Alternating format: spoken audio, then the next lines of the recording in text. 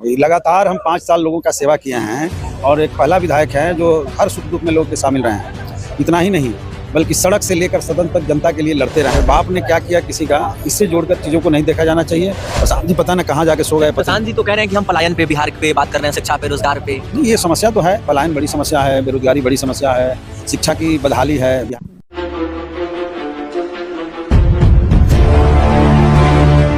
नमस्कार, मेरा नाम दीपांशु बरासर है और अभी हम लोग बिहार में जीरादेई विधानसभा में हैं और हमारे साथ इस समय महागठबंधन के प्रत्याशी अमरजीत कुशवाहा जी हैं। तो बहुत स्वागत आपका यूपी बिहार तक में। बहुत बहुत आपको भी धन्यवाद। अच्छा, जिस प्रकार से आप पहले भी यहाँ पे विधायक थे, तो आखिर इस बार फिर कहीं ना कहीं महागठबंधन से आप प्रत्याशी हैं, तो क्या लग रहा है कि मतलब क्या इसके पीछे राज रहा होगा?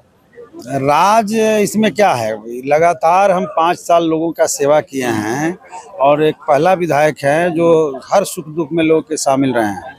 इतना ही नहीं बल्कि सड़क से लेकर सदन तक जनता के लिए लड़ते रहे हैं और इस लड़ करके 5 साल में ऐतिहासिक रूप से जीरादेई में हमने विकास कार्य कराया है जो पूरे गांव-गांव में चर्चा का विषय है। और लोग एक तरफा कह रहे हैं कि इस बार आपको हम लोग जनादेश दे रहे हैं। कोई ईंट बट नहीं है, बिल्कुल एकदम साफ है और बाकी तो कोई उम्मीदवार सामने दिख नहीं रहा है। जिस प्रकार से कहीं न कहीं विपक्ष की तरफ से भी बुलडोजर दिखाया जा रहा है, तमाम स्टार प्रचारकों की रैलियां हो रही हैं, इसको किस तरीके से आप देख रहे हैं? कोई असर नहीं पड़ने वाला है। यह बिहार है, यहाँ के मतदाता बहुत जागरूक हैं और यहाँ इस बार बदलाव की लहर है। उस बदलाव के लहर के साथ लोग खड़े हैं। 20 साल से जो इस सरकार है जो बिहार के जनता के माथे पर बोझ बन गई है, एक ही बात बार बार दोहराया जा रहा है, इससे जनता ऊब चुकी है और जनता इस बार सरकार को बदलना चाहती है। और मुझे लगता है कि ये बदलाव आंधी का रूप ले रहा है। आने वाला 6 और 11 को पूरे बिहार में एक ज़बरदस्त तूफान बन जाएगा और एक तरफा जो है इंडिया गठबंधन के पक्ष में बिहार की जनता मतदान करेगी। अच्छा, कहीं ना कहीं जनसुराज से प्रशांत किशोर भी बड़े दावा कर रहे हैं, यहाँ से भी उनके प्रत्याशी मुन्ना पांडे जी हैं। इसको किस प्रकार से देख, लड़ाई में ये लोग हैं कि कहाँ हैं? लोग कहीं भी नहीं दिख रहे हैं, लड़ाई में नहीं है। जनसुराज का तो प्रशांत जी का आजकल कुछ सुन भी नहीं रहे हैं हम। प्रशांत जी पता न कहाँ जाके सो गए। प्रशांत जी तो कह रहे हैं कि हम पलायन पे, बिहार पे बात कर रहे हैं, शिक्षा पे, रोजगार पे। नहीं, ये समस्या तो है, पलायन बड़ी समस्या है, बेरोजगारी बड़ी समस्या है, शिक्षा की बदहाली है बिहार के भीतर, महिलाओं की दुर्दशा है। ये सारी समस्याएं तो है, समस्या तो ठीक उठा रहे हैं, लेकिन अभी बिहार का नेतृत्व करने की स्थिति में वो नहीं है। बिहार का नेतृत्व महागठबंधन ही कर सकता है और इन सारे समस्याओं का निदान का रोड मैप जो है महागठबंधन के पास है। क्योंकि आप ऑलरेडी यहाँ से विधायक भी थे, तो एक सवाल और लाजमी हो जाता है कि आखिर क्या प्रमुख कार्य रहे हैं जो इस कार्यकाल में नहीं हो पाए और इस अपने आगे वाले कार्यकाल में प्राथमिकता देना चाहेंगे? कार्य तो देखिए, सड़क के क्षेत्र में तो हमने बहुत काम किया है और स्वास्थ्य के क्षेत्र में भी अच्छा खासा काम हुआ है, लेकिन कुछ बाकी है।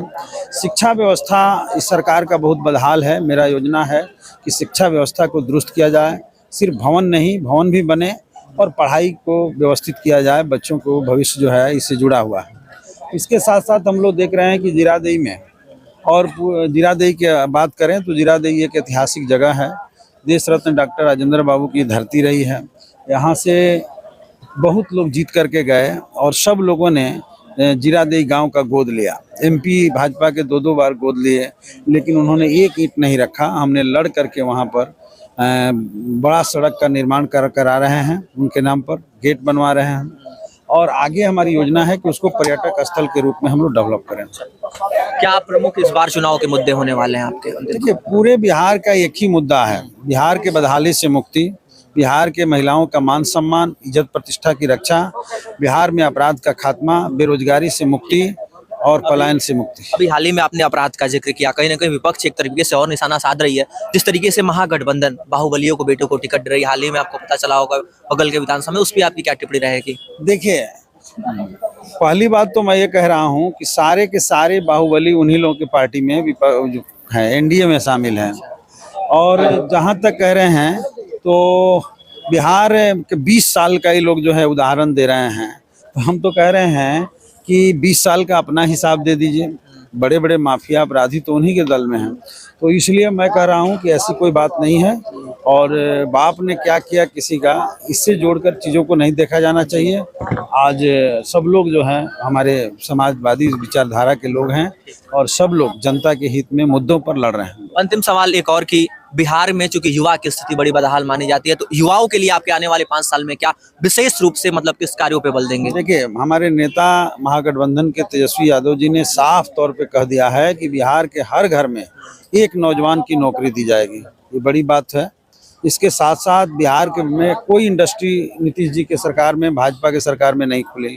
तो हम लोग एक रोड मैप रखे हैं कि बिहार में बड़े पैमाने पर उद्योगों का जाल लगे और उसमें भी यहाँ के जो पलायन है रोकते हुए यहाँ के मजदूरों को यहीं पर काम मिले।